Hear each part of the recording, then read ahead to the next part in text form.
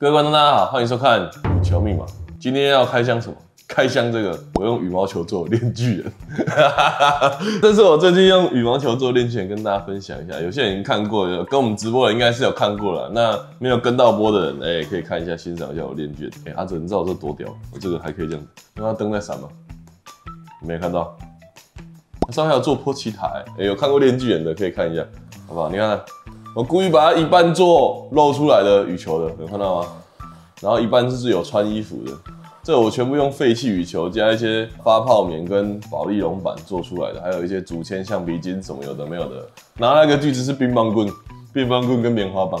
OK， 有空再跟大家多多分享我的作品。你知道我们今天要开箱什么东西吗？我们今天开箱的东西呢，是一个最近非常具有话题性跟争议性的东西，在 YY 版上面我看是屌声载道，你知道吗？阿哲，最近那一支 YY 要出的球拍叫什么名字 ？Next Age。Yes， 我们今天就是要开箱这个刚掉在地板上的 A Next Age， 好，104的 A Next Age， 这是大家呼声蛮高的了啊。当初说几号要上市，1月17号要上市。结果他拖到几号？2月份才上市。然后他就是说，为什么我会说它争议性很高？因为当初一出来的时候，大家有看到建议售价是2800块，我看到是定价是2800块。然后我去 YY 那边爬文，他说1月17号已经上市了，那为什么那时候2月份都还没看到有人拿出来评测，还是拿出来1月底都没有？对，都没有。然后我有去问一些，有一些人他是死忠粉丝，你知道他们死忠粉丝多死吗？他们看到图片也就直接订，他们没有看到球拍，他们就直接订。我说你没有拿到，他说根本就没有拿到。结果之后发现说又改成2月才上市。那为什么改成2月上市？我看到下面有人留言就是说他的定价好像定错了，因为那时候我看到建议售价2800，我就台制拍建议售价2800是怎样 ？A Next Age， 然后后面还加一个 Play 吗？我本来还以为是穿线拍，对，穿线拍的，然后我台制穿线拍就这个在下面留言看起来是定价就4200了，所以定价4200换算起来应该是建议售价差不多2800块左右，2800、2900左右，所以他是把他的售价直接变成定价，对不对 ？OK， 好了，好，那我们今天就来开箱这一支 A Next Age。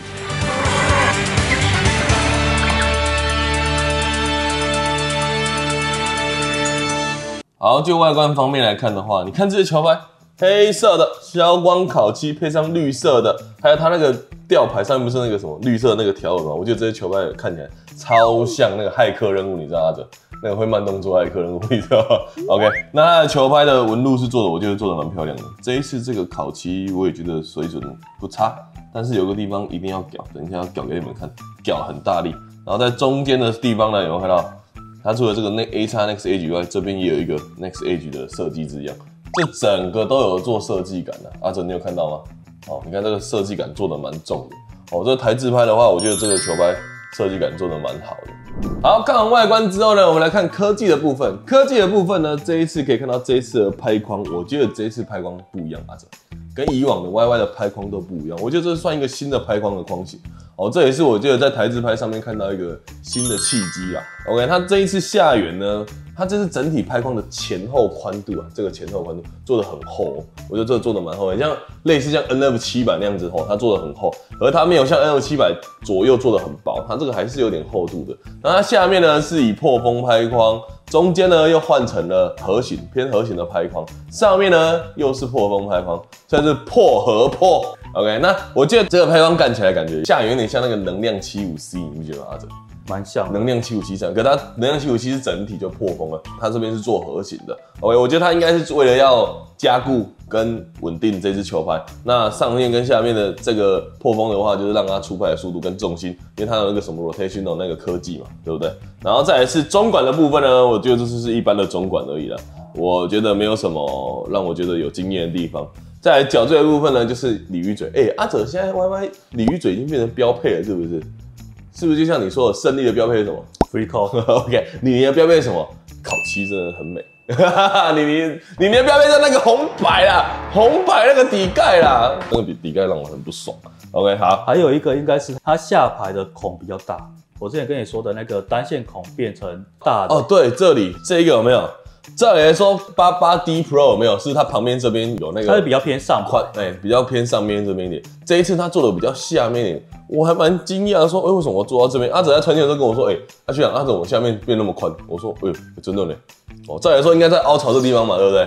凹槽这个地方，凹槽或者是稍微偏上面一点，差不多3点钟跟9点钟方向，这一次有点变成快要到4点钟方向跟6点钟方向的位置，对不对？对，差不多，这就变成在这边了。那其实打球应该打在这里，对不对？阿哲，这里比较多吧，对不对？其实看每个人，可是它设计在这里哦。我觉得那边的话，我觉得有点偏下了，对吧？承受度。好 ，OK， 好，那规格方面呢，这一次呢就只有4U 的规格了。那中管的硬度呢，我是觉得是适中啊，它也标适中啊，我也觉得适中。好，耐磅程度的话呢是20到28磅，建议售价呢是4200块，我差点讲2800块，会不会被讨厌？你知道吗？好，而且你知道那 YY 版上面的人对留言说什么？定价2800我可以，定价4200我不行。不要这样，人家也要赚钱，好不好？平衡点啊，但是我们2个时候空拍的数据是310左右，所以算是非常高平衡点的球拍了。OK， 好，话不多说，进入试打阶段。有跟直播的人都知道，阿哲这次什么配置？30磅，然后 N65，李宁 N65，张人基本。阿哲还是不敢突破天界去转32磅啊！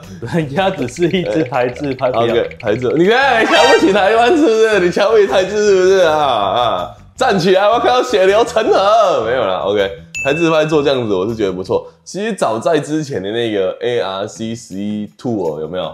还有那个 AX100ZZ 的 Tour， 其实大家都对这2支球拍评价都算很高了，因为那都是台制的中阶拍嘛，对不对？阿哲，对不对？那这一次竟然自己出了一个 AX Next A， 就是自己独立出来一个系统啊，我觉得还蛮不错的。台制拍做成这样子，我是觉得不差。那我打起来第一个感受是，它真的很重，它这个空拍平衡点就310了呢。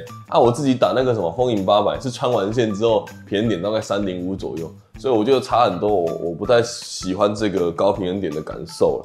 然后再来是对我来说，这支球拍第一打起来感受是，我在打平推平挡的时候，我觉得还蛮 OK 的。但是很大的缺点是说，它的中管的回弹是慢的，对我来说是反馈没有那么强的。长球就很好带啦，而且我跟你讲，这个球拍阿哲，这个球拍让我觉得最舒服的地方是在于这个孔真的有感受之前在 88T Pro 上面我觉得还好，88S Pro 就不用讲，那68孔东西就拿去丢掉吧，万万不要再用68孔，拜托你们再用68孔就没有要买你们的球拍了。我说真的那这一次这个孔，真的有感受，打起来的感受是一种很像那种在那种独立筒的那个床上那种感觉，我打下去的时候，真的有那种感受，就是舒服的。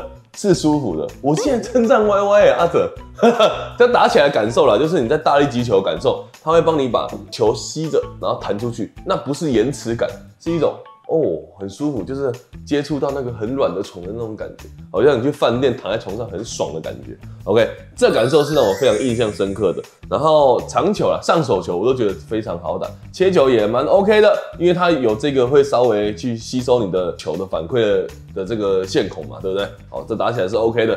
但最让我不喜欢的还是这个中管啦，这个中管的部分我是不太喜欢的。至于这个拍框的框型，我觉得出拍是快的。而且我觉得 YY 以后也可以继续去钻研这种框型啊，我觉得这种框型不会让人家不喜欢，说真的。然后再来是什么？脚椎的部分，鲤鱼嘴呢？我觉得鲤鱼嘴最近已经改善很多了，目前看到的灾情好像越来越少。